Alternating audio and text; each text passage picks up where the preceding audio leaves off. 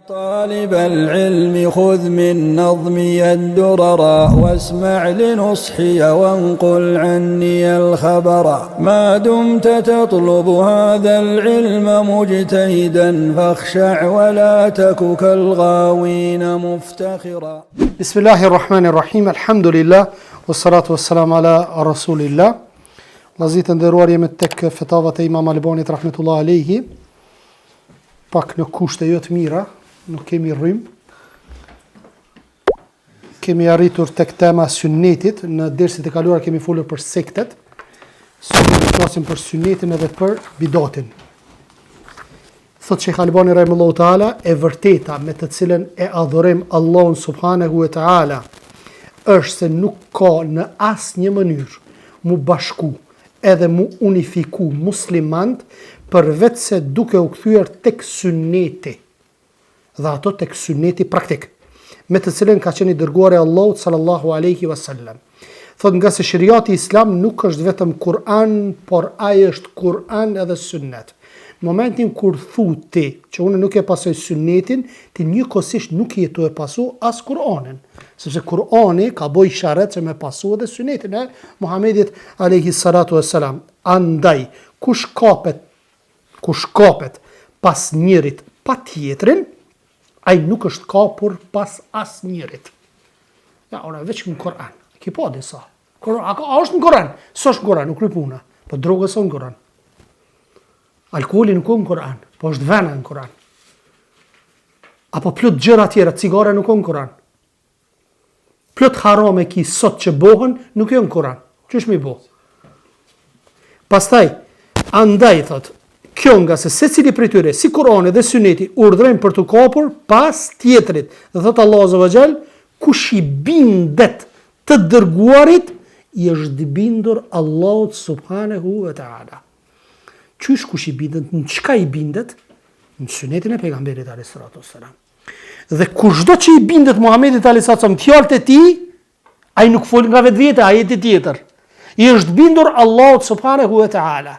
E kushdo që nuk i bindet, i bie që si është bindur Allahut azza wa jall, se Allah vetë po të thotë më u bind Muhamedit alayhis salatu wassalam. Sa për ata që kthejnë kokën me njanë, ne nuk të kemi dërguar që të jesh rojtar i tyre. Thot ajeti tjetër, thot, jo për Zotin tënd, ata, thot, po betot Allah azza wa jall, ata, thot, nuk janë besimtar të vërtet. Derisa që, çfarë? Të marrin ty për gjyqtar për kundërshtimet mes tyre, pastaj të mos ndjejnë kur farë dyshimi ndaj gjykimit tënd dhe të binden ty plotësisht. Ty me të marrë gjykatës. Ajeti tjetër, nuk i takon, thot, asnjë besimtari, apo besimtare të vërtet, që kur Allahu dhe i dërguari i tij vendosin për një mesele, për një çështje të caktuar, thot, ata të kenë të drejtë pastaj të zgjedhin diçka tjetër. Momentin kur vjen fjala Allahut, fjala pejgamberit alayhis salam, nalen ujnat vllaja. Nalen ujnat. Kush do të qoftë nëse thot, po ka thon Alamet Alimi, këtë në rregull, alimat i kemi mbi kokë. A mund me gabu?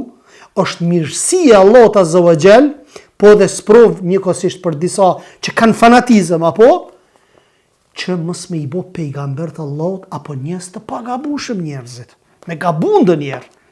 Imam Shafiu rahmetullah alayhi ka thonë, thotë që Allah azza wa jall nuk lejon asnjë libër 100% më koni i sakt përveç Kur'anit. Sepse në momentin kur ti e bën të sakt një libër, i bie që e ke bot pagabushëm njeriu që e ka shkruajt. Edhe që ky libër sot unë që po e lexoj, domosdoshmë duhet të ketë ndonjë gabim. Libri më i sakt mas Kur'anit, cili është vllazni? Buhariu. Sahih Buhari. A ka ditë dopta? Po. Janë ngjishta. Mirë, po ka. Mu kon 100%. Tash, kur themi na libër më i sakt, apo i bjerë që shumica e saj, gati kreto është e sakt, mirë po disa janë të pasakta. E në Kur'an 100% janë të sakt. Sepse e ka shkrujt ato dikush. Kush e ka shkrujt? E ka shkrujt Imam Buhariu, e ka përmbledh Imam Buhariu. Pastaj thot, çfarë do që t'ju jep i dërguari, merreni atë. E çfarë do që t'ju ndaloj, hiqni dorë pse çfarë po don më shumë. Çfarë do që t'ju jep pejgamberi juaj, merreni. Dhe çfarë do që ju ndalën, atëherë thot hiqni dorë prej saj. Çdo kush që mendon se është musliman, por beson vetëm Kur'an dhe jo në sunnet, thot ai nuk është musliman. Nuk është musliman. Sepse ajetet po i kundërshton. Deri që tash 3 ajete që i potencuam, i bie që ti kundërshtosh to ajete kur ti thune pastaj veç Kur'anin. Dhe thot, sepse ka mohuar shumë nga tekstet e Kur'anit, dietarët musliman siç e dini të gjithë, thonë kush mohon një shkronjë nga Kur'ani, ai nuk është musliman. Allah i kompone, subhanallah, njerëz që falen nga 20-30 vjet. Edhe bile ka qenë njoni me një xhami shtu muezin një plak. Allah më shirofte, Allah e falt, se ka vdik. Edhe tash kur falshim na për të krishterët jehudët sen që jenë kufar, të kjo e stakfirullah, mos tuja ashtu të kjo. Para më ndavi. Fal 20, 30, 40 vjet, edhe dyshon në kufrin e tyre. Që një ronë se sa është e përhapur. Ti me bindjet plot, me vazhdu, kur të ngritët argumenti, dhe akoma me vazhdu, me menu, që këta nuk janë kufar, ti del pi fes. Se i ki kundërshtu ajetin kuranor, ata që thëjnë Allahu 3, jenë pa besimdar. Andaj çështja nuk është e lehtë. Pastaj thot, e si është puna kur mohon shumë nga ajetet që tregojnë për obligimin e kthimit tek syneti të dërgues sa. Syneti pejgamberit alayhisalatu wassalam është sqaruesi i asaj që shpallur ati nga Kur'ani. Që ky sunnet vllai jam, ty ta sqaron Kur'anin. Në dersin e kaluam kur folëm për çështjen e gjakrave edhe çfarë? Edhe coftinës. Allahu në Kur'an e ka potencu që Allahu i ka bo haram gjakrat edhe coftinat. Kjo është mënyra përgjithshme. Dhe nuk ka bo specifika që ka lejohet. Mirë po, këtu po thot haram është. Krejt janë haram. Hurimet alejkumul mejtet e waddam. Dhe më thonë, Allah i ka bo haram gjakrat dhe coftinat. Bukur. E peshku që ka vëllëzni? është i coftë.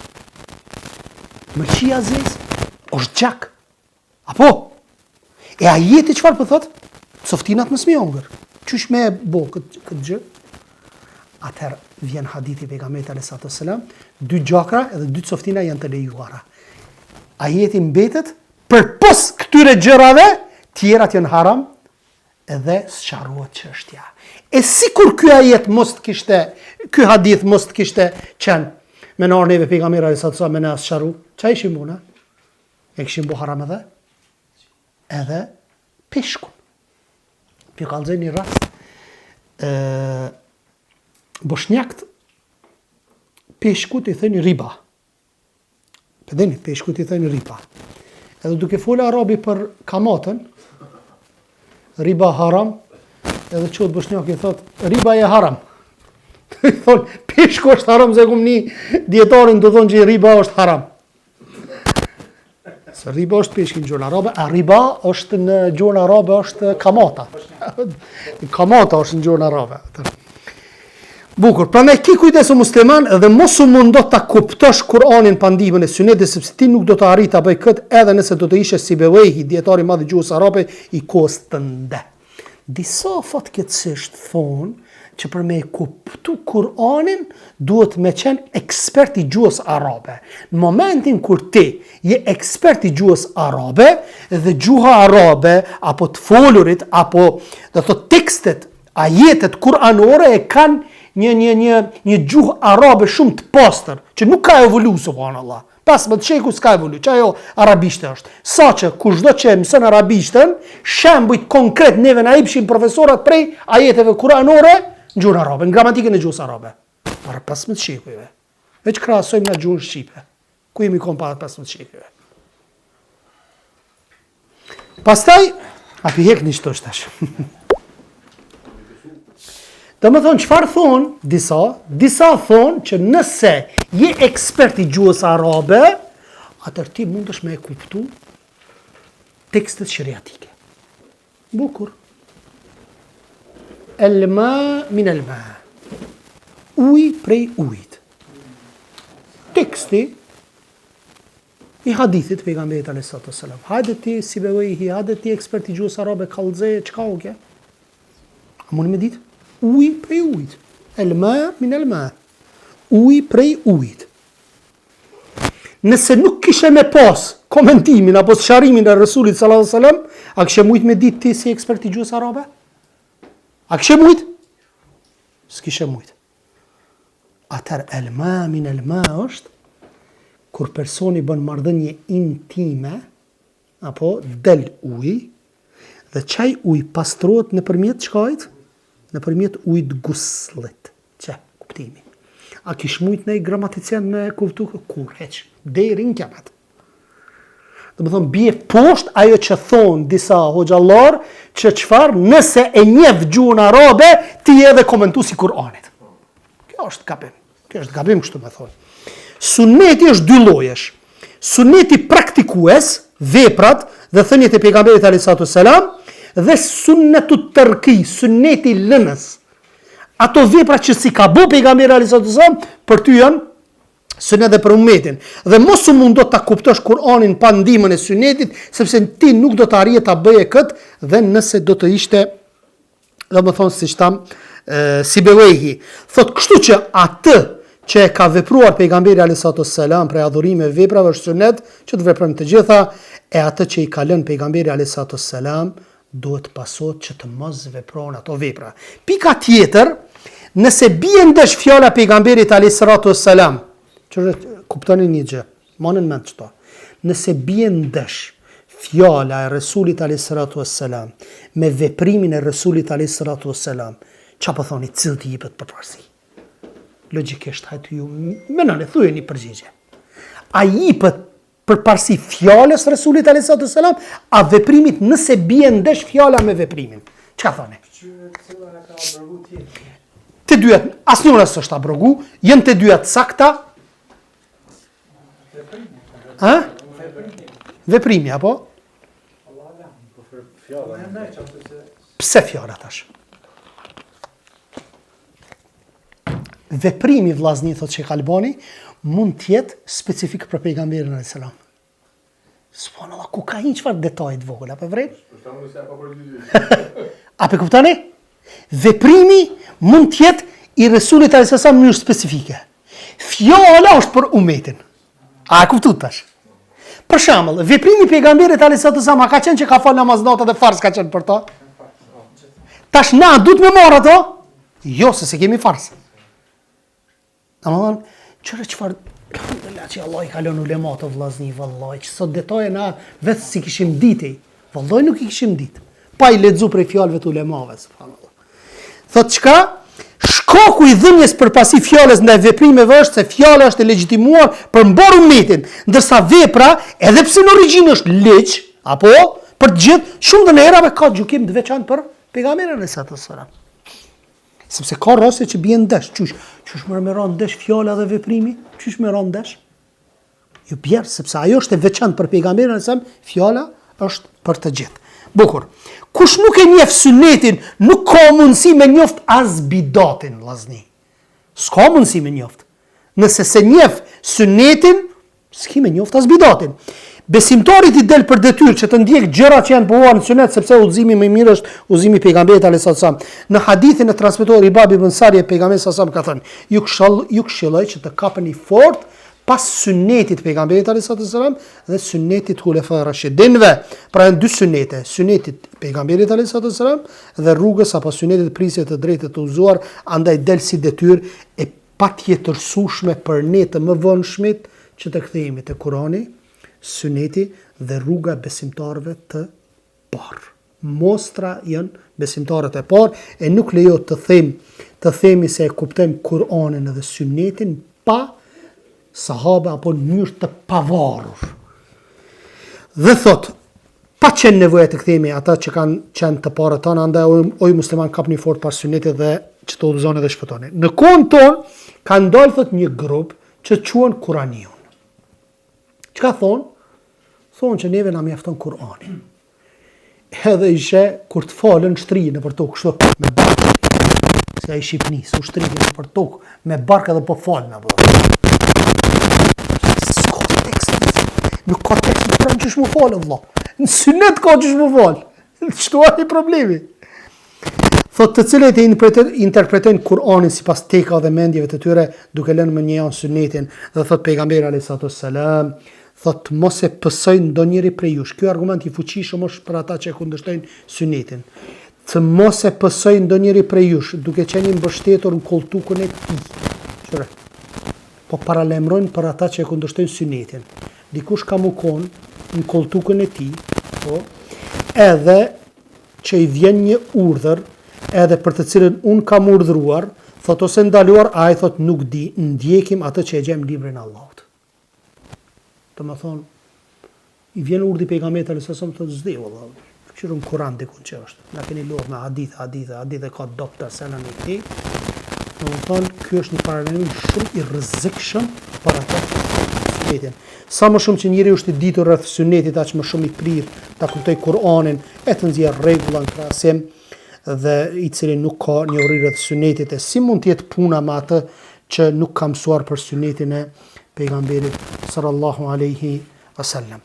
Prej rregullave bazë për të cilët janë unanim gjithë dietarët është se Kurani shpjegohet me Kur'an dhe Sunet, e më pas me fjalët e sahabeve, me radhë muslimanët për detyrë kanë për detyrë që të mos bëjnë asnjë dallim nga thot Kurani dhe Suneti, dhe thot Resulullah alayhi salam, thot ju kanë lënë dy gjëra. Nëse kapeni pas tyre, s'keni për të humbur. Dhe ajo është fjala e Allahut dhe fjala e pejgamberit, sunetin tim, këto dy nuk do të danë derisa të vinë tek haudi në ditën e gjykimit. Dietarët e usulit, bazat e fesë thonë se suneti i pejgamberit alayhis salam është ndarë në 3 lloje. Sunnet qauli, domethënë sunnet i fjalës, që e thot Resulullah alayhis salam. Sunnet fi'li, fi'l është veprus, me vepru. Më thonë, ajo që ka vepron Resulullah alayhis salam, kjo është sunnet për umetin. Pastaj, thot sunnet takriri, është sunnet aprovues.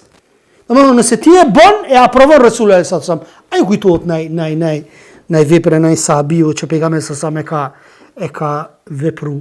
E dini? Po ndoshta në moment si kujtohet. Është nevojë në betejën e Bedrit. Ajo është çështje dynjevie. Shpallja apo është, ka thënë jo, po thënë, ç'është ajo? Do të thonë nuk është shpallje. Jo, do kjo apo pas abdesit e Bilal. Ç'ka është? Aty është çështja dynjevie, apo çështja e dynjes, nuk është me çështjen e ibadeteve. Ajo është strategji e luftës, ajo. Nëse kjo pikërisht kjo është. Puna e Bilalit që i ka fal 2 rekate, i nita thot në llonet e tyre në xhennet, edhe çfarë? Çka po vepron tha? Ki po diçka shumë të madhe. Jo thot ja Resulullah, veç mas çdo abdesti i kum fal 2 rekate. Thot ç'kjo është vepra. Ç'kjo është aprovim. Ishte me qenë që nuk lejohet më njëherë kish me kundërshtu Resuli alayhi salatu wassalam, qysh edhe ka fol në hutbe çka është halli disa njerëzve që agjërojnë pa ndërprer, që largohen nga gratë apo ku e di unë, kushdo që largohet nga suneti im, nuk është felejse minni, nuk është prej nesh, ka thonë Resuli alayhi salatu wassalam. Çështja e shkurtimit mjekrës që e kanë shkurtuar sahabët. Po. Pejgamberi selam si ka çortu apo diçka konsiderohet edhe kjo. Po normal, edhe kjo. Jo, kjo është mesela që asnjë sahabi s'ka pas kundërshtim me sahabin tjetër, që e ka shkurtu mjekrën. Çtu është ajo mesela. Llaf shumë i madh është kjo çështje. Sa këtu çështjet e ulemave, këtu ka mendime të ulemave, nuk duhet me prek hiç. Ka mendime të ulemave që lejohet edhe nën një grusht, thjesht vetëm me pa që ka pak mjekër, më thonë që ky ka mjekër, edhe një pjesë e ulemave që thot mbi një grusht që e ka mendimin dhe Sheikh Albani. Sheikh Albani bile thot që duhet më shkurtu, duhet thot më shkurtu, mbi gjithçka duhet më shkurtu. Nuk bile thuhet që ka thonë lëshimi mbi një grusht është bidat, edhe e ka llogarit sikur lëshimin e rrobave në zokën e komës. Po më dohet mëse ka ndryshuar këtë mendim para vdekjes, apo vërtet. Çush po thon?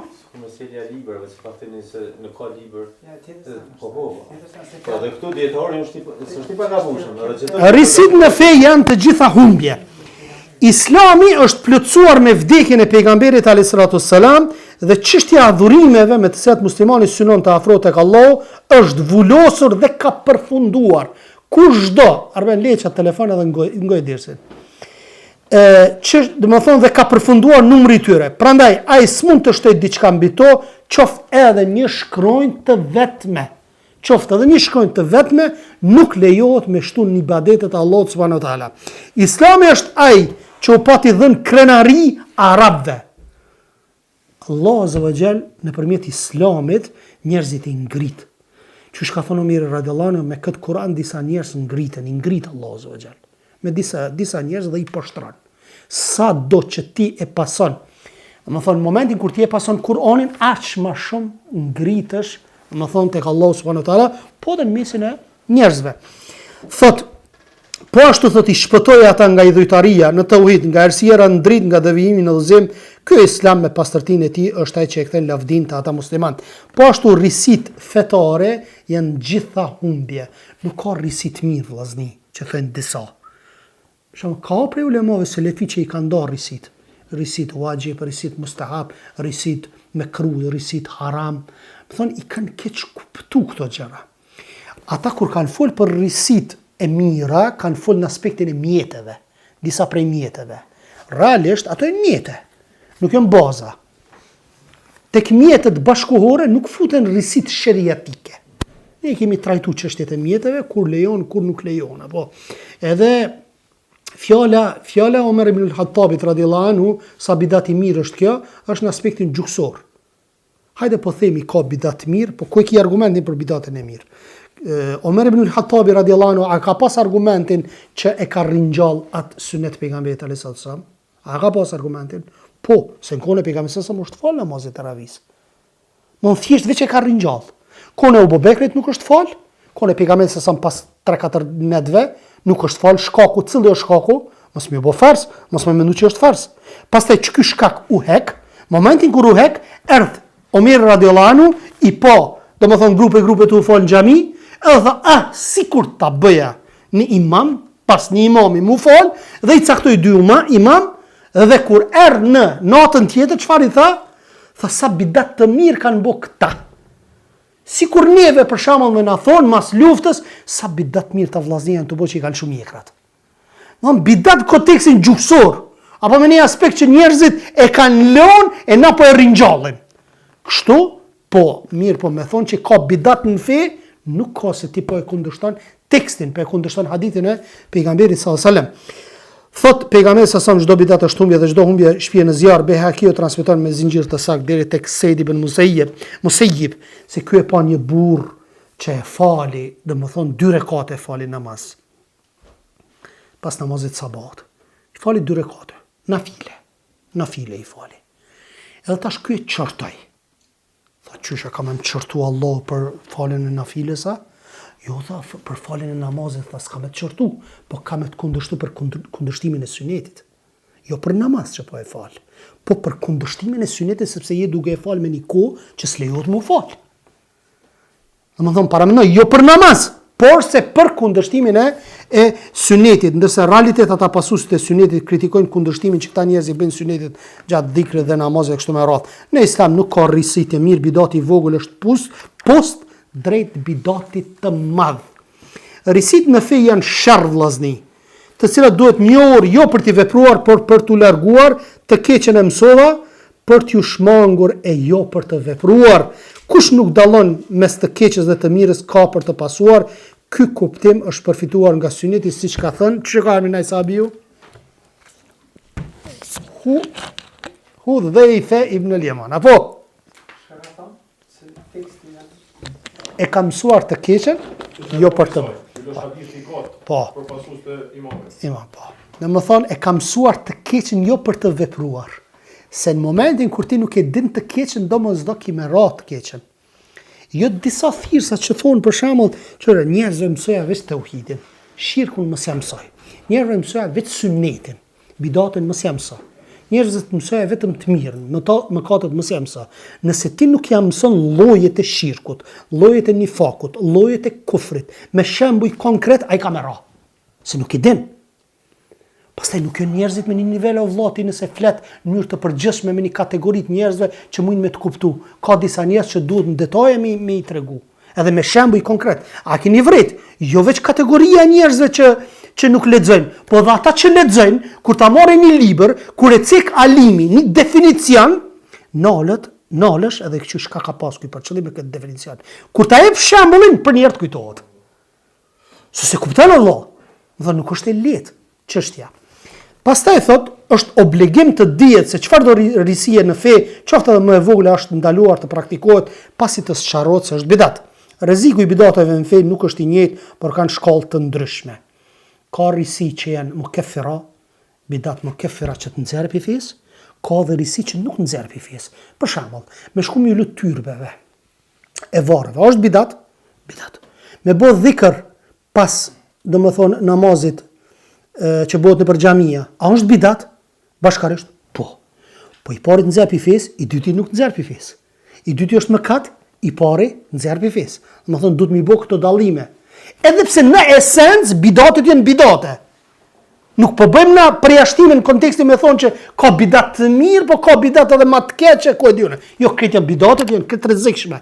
Po, një prej bidateve, një lloj prej bidateve të nxjerr pi fesë, një lloj prej bidateve nuk të nxjerr prej fesë. Po ashtu nuk ka bidat sikurse pretendojnë disa që është në rangun e veprave të urryera, e si të jetë kështu kur pejgamberi sa ka thënë çdo bidat është humbje. S'më thonë ti urryer është, jo, çdo bidat është humbje. Domethënë ai që e shpik të mjafton si argument rreziku të risisë thënia pejgamberit alayhis salam, që sa rrezikshme është. Allahu thot i ka bërë pengesë pendimit bidatxhiut përderisa ai nuk e le bidatën e tij. Kështu të pyetja pse? Sepse bidat, a do të thotë që Allahu nuk e pranon pendimin e bidatxhiut, a? Ç'është kuptohet ja? Po më ka plot që e kanë lënë bidatën edhe unë kthy. Ka dhe për ulemave. Kanë ro, për shembull Imam Shariu, ka pas bidatën akidën e tij, ka shkruajt libra shumicën e rasteve vllazni bidatxhiu nuk e le bidatën se ai mendon që ajo është fe. Përderisa është fe, me çat bidata i afrohet Allahut azza wa jall. Edhe nuk e le atë bidat. Për atë arsye edhe është teksti i hadithit pejgamberit alayhis salatu wassalam, thot një imam i madh i dietarëve të parë të muslimanëve, Hasan bin Ali al-Barbahari, rahimallahu taala, i cili ishte një prej pasuesve të Imam Ahmedit, dhe ka dhënë fjalë të mëdha, thot ruju bidateve në fe, thot. Sado që të vogla janë, sepse thot pasi me kalimin e kohës ato zmadhohen. A ki po vllazni, një herë lëshesh pemën i bidat, lidhet me bidatën tjetër. Që ka thoni Ibn për gjunajin. Gjunaj e sjell gjunajin. E bën një gjuna, pastaj rran për me mbrojt atë gjunajin, që ky gjunaj një gjunat shkruaj çka po bën. Pastaj për me mbrojt atë gjuna duhet me rrajt, jo me mbrojt, po me mshif. Duhet me rrajt hapet ish në gjuna. E kështu me radh, do thonë mëkat. Njëjta gjë është edhe me bidatën. Rëndësit qofshin të vogla, ato zmadhohen me kohë. Pastaj bon bin fe edhe ti nuk mundesh më. E janë dietarët e ehli sunnetit, që thotë edhe Imam Barbahari që janë të përzira bidatet me sunnetit, nuk i kupton kush përpos ulemave. Shumica e popullit nuk i kuptojnë. Do thonë janë çështje shumë të imta që alimi i kupton. Sidomos në çështjet e mjeteve vllazni. Për shembull, keni vërtet protestat, ku dione koha kur bëhet një ibadet i caktuar, apo për shembull kur ti thosh po na përmendim Allahun, po çem salavatin me lyde sene, janë çështje të imta që duhet mi trajtu. Janë çështje të imta që duhet mi trajtu. Se në disa mjete të lejuara. Në esencë të mjetet janë të lejuara dhe këtë puna.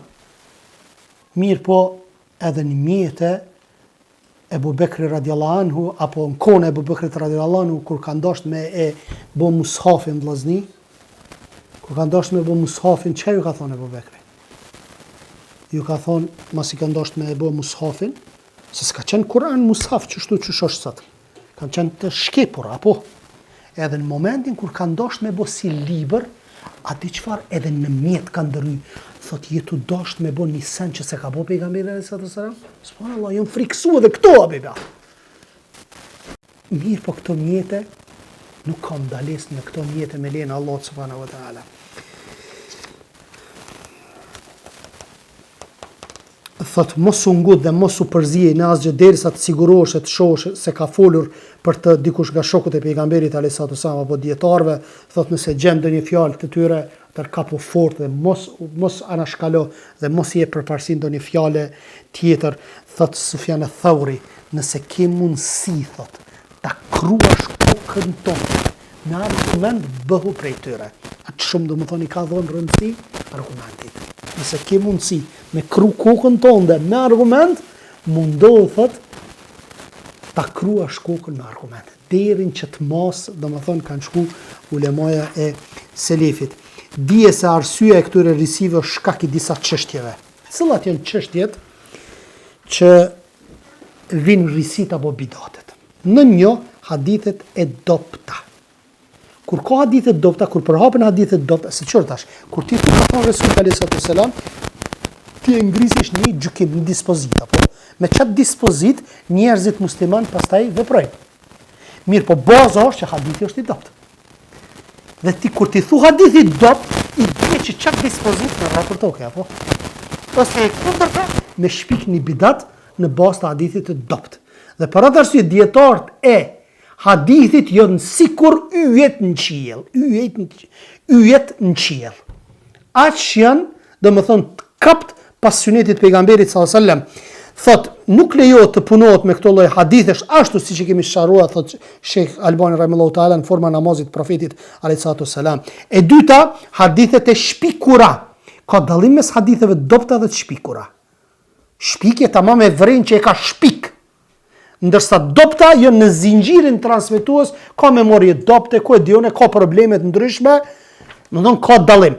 E treta, ijtihad dhe fetvat e dhëna nga disa fukaha e posaçërisht nga ata bashkëkohor, fetvat që nuk janë të bazuar në asnjë argument, por këta dietari kanë sjellë sikurse të ishin çështje të padiskutueshme.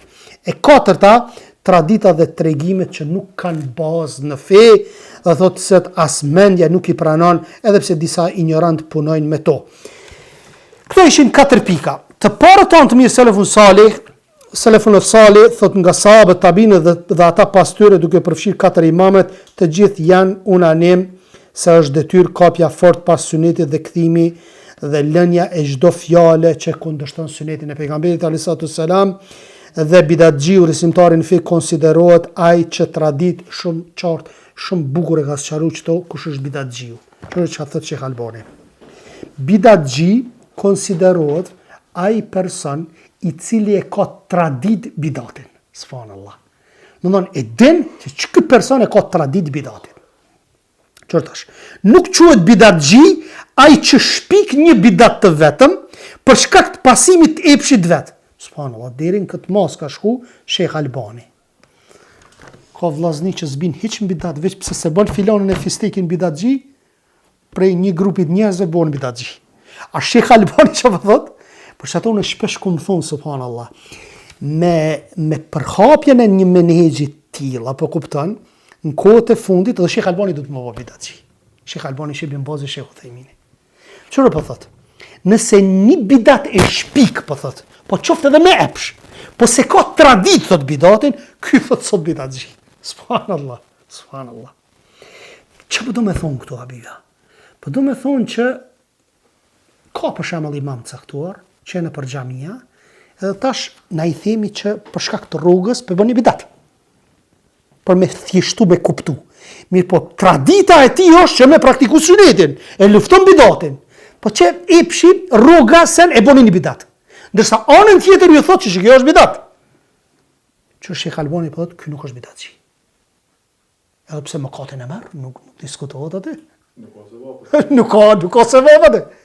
Thot çfarë? Pastaj thot, pra që dikush të konsiderohet bidatxhi duhen 2 kushte, thot. 2 kushte. Kushti i parë që bidatin mos ta ketë bërë nga ijtihadi, por nga pasimi i epshit. Dhe më thonë, për mu quj di bidatxhi duhet me bën nga epshi edhe me pas tradit bidatin.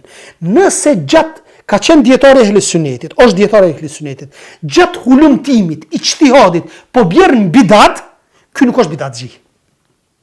Pse se ky nuk e ka ndjek atë metodologjinë e bidatit, po aksidentalisht ka rënë bidat. A ka do ulemoja në bidat? folë edhe më herët.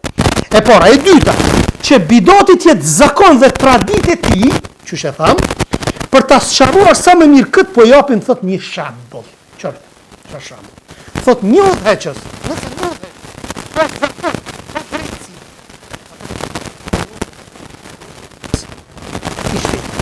E ka, thot, qëfar? E ka pa drejtsin, por ndonjëherë bën drejtsin. Ky person, qka qëtë? A qëtë udhëheq si drejta i pa drejt? I pa drejt. Sepse ky zakon e ka me bo pa drejtsi. Mirë po thot, në të kundërtën, nëse një udhëheq thot, e ka zakon drejtsin, por ndonjëherë bën pa drejtsi, nuk i themi udhëheq si pa drejt. Dhe thot, nëse e kemi kuptuar këtë fakt, atëherë kemi kuptuar kush është bidatçiu. Subhanallah, çfarë trajtim. Edhe një gjë tjetër Sheikh Uthejmini e potencon, për shembull vllazni, nëse një alim me një meselë të caktuar nuk e din. Dhe çohet një nxënës i dijes, nxënës, nuk është dietar, e trajton qatë mesele në detaje që e din më mirë se dietari. Në këtë rast, këtë dietarin a e bën gjahil dhe këtë studentin e dijes dietar? Jo. Kjo dietar, kjo nxënës i dijes. Po, këtë nxënësin e dijes kjo që po e din një mesele, në mënyrë të detajzuar më mirë se alimi, po va kjo dhe libër ka shkrujt, se bën dietar. Nuk e bën, po e bën dietar në fojza për çat mesele. Ekspert për një mesele të caktuar. Nëse ti kuptojmë këto, atëherë normalisht që do t'i kuptojmë shumë gjëra dhe për fund, çështja bidatxhive dikur edhe sot është ata i dobësojnë hadithet e sakta kur janë kundër tyre dhe i saktsojnë hadithet e dobta kur janë në favor të tyre. Kjo është cilësia e bidatxhive.